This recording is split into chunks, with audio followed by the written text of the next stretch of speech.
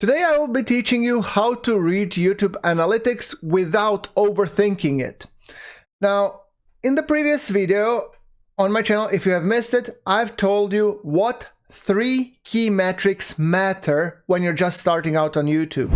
So just to quickly recap the problem, most creators are drowning in data. YouTube Analytics dashboard throws metric crap ton of shit at you, and watch times, impressions, CPM, traffic sources, demographics. It's easy to spend hours and not get ahead. The fix is, as we talked about in the previous episode, if you have missed it, there will be a card with a link. We are going to be looking today at only 2 metrics that matter. Remember? Third metric was strategic, but 2 matters. Click-through rate and audience retention. Master those 2 and you will be already ahead of 90% of the creators. So, metric 1 is click-through rate. We already defined as click-through rate is the percentage of the people who saw your thumbnail exactly and actually clicked on it. It's the first test your video must pass before anybody even watches a second of your content. And we said low click-through rate means under 2%. Reason for your low click-through rate is that your title or thumbnail isn't compelling enough. Viewers are scrolling right past you, so fix your hook before anything else. Fix your title and fix your thumbnail. If your average CTR is between 2 and 5, you're in a workable range. Small tweaks to your title emotional pull or thumbnails contrast can push you higher. Then we're talking about strong CTR, which means your packaging is working. Don't change what's working. Study it and copy the formula on your future videos. 5+% of click-through rate. My advice, don't fiddle with it, just learn from it and try to understand why is it working. A low click-through rate is almost always a title and thumbnail problem, not the content problem, so fix the packaging first, because everything else past your title and thumbnail doesn't matter. So how do you fix a low click-through rate? Let's examine. We have first before. Generic background, small text, no clear focal point. Usually, in my case, it's too many elements that are on the picture, they're contrasting. The picture might be beautiful, but if it's too much stuff, it gets basically thrown away. Or it's too bland. For example, too low contrast, or the text is too small. The title is descriptive but not emotionally compelling. It answers what, but not why should I care. The thumbnail should stop the scroll and immediately should communicate why should I care, make me care. If they don't do that, that's the reason why you have low click-through rate. So let's look at high. You have a high impact thumbnail, bold contrasting color, single dominant image, large readable text. The title creates curiosity or urgency. Together, they make scroll stopping first impression that drives clicks. The idea is, what I like to usually say is, thumbnail appeals to your heart, meaning you should feel an emotion when looking at it. And that would force you to read the title. And title should appeal to your brain and spark curiosity and interest. And that's what helps drive the click-through rate. Now let's talk about the audience retention. Retention shows you where in your video people stop watching. As you saw in the charts in my previous video, it's arguably the most honest feedback you'll ever get. Viewers vote with their attention, not with comments. So what the graph tells you, let me just quickly bring up the analytics graph. For example, this one. What does the graph tell you?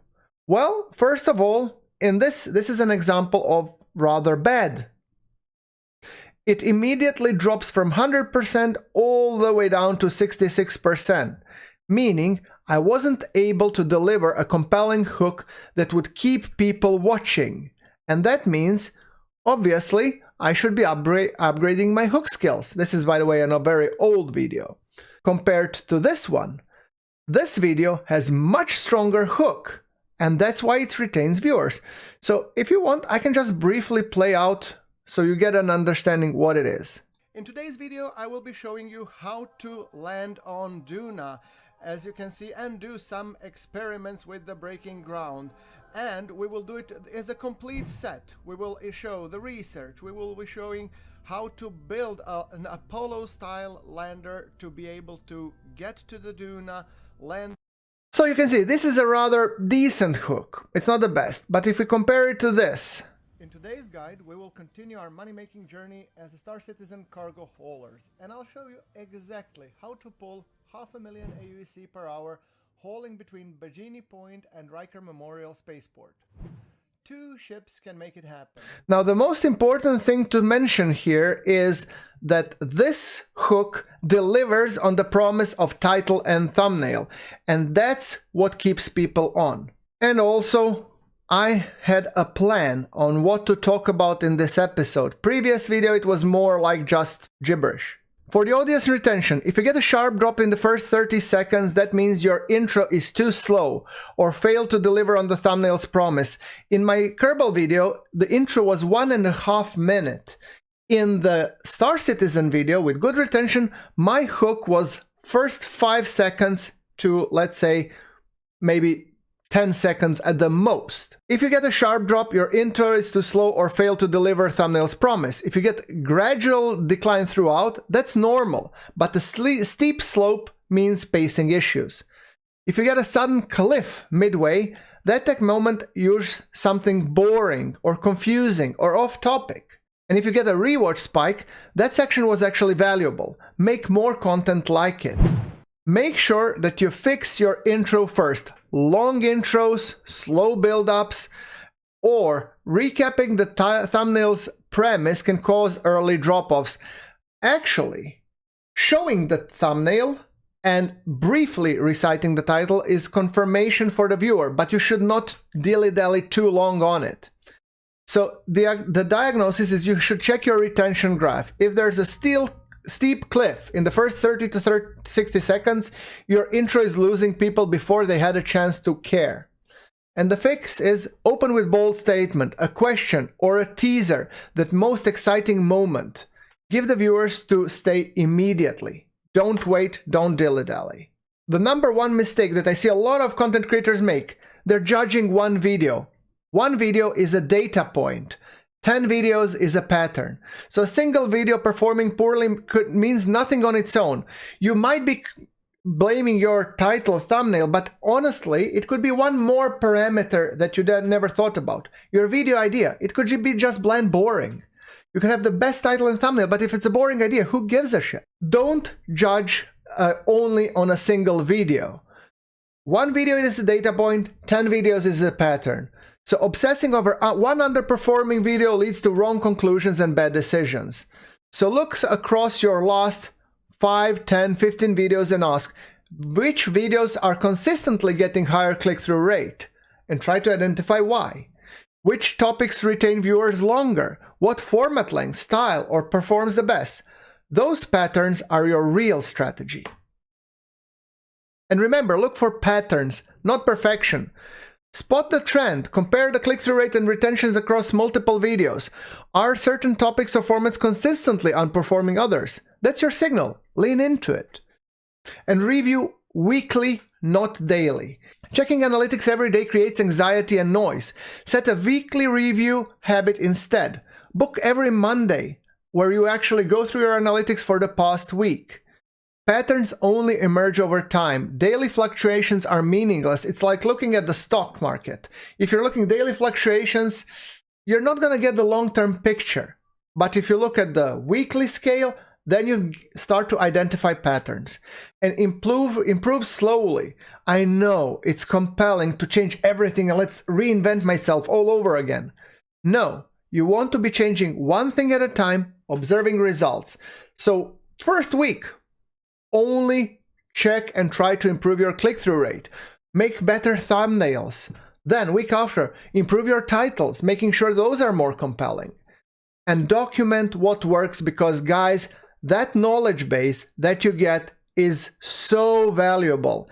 And that's not something I can teach you. That's something that you need to figure out on your own because there is no single right or wrong. And remember, you're learning, you're not judging. Every number in your analytics is feedback, not the verdict on your worth as a creator. If I were to be self-reflecting and judging myself based on the quality of some of my content, I would curl up in the corner of my room and cry. So no, reframe the low numbers. Low CTR, it isn't failure, it's information. It tells you exactly what to test next. Every bad result is a free lesson. Celebrate micro wins. Did your retention improve by 5%? Did that one video click hit 4% click-through rate when you usually get 2? That's progress. Track, learn, and build upon it. And trust the process. The growth is rarely linear. Some videos will flop. Some will actually surprise you. Some of them will pick up after 2 years. It happens. It happened to me. Keep publishing, keep reviewing, keep improving. And the key takeaway I want you to go with is don't overthink. Focus only on click-through rate and retention. Everything else is secondary. 2 metrics, 2 questions. Are the people clicking? And if they are they staying? Second, look for patterns. Never judge one video. Judge them in batches and review weekly. And then improve slowly. Change only one thing at a time, 1 week at a time, small, deliberate improvements, and then track the feedback. The goal isn't perfect analytics. It's keep showing up, keep learning, and keep getting that 1% better every week. That's what is going to compound. So thank you very much, guys, for watching, and I will be seeing you in my next video.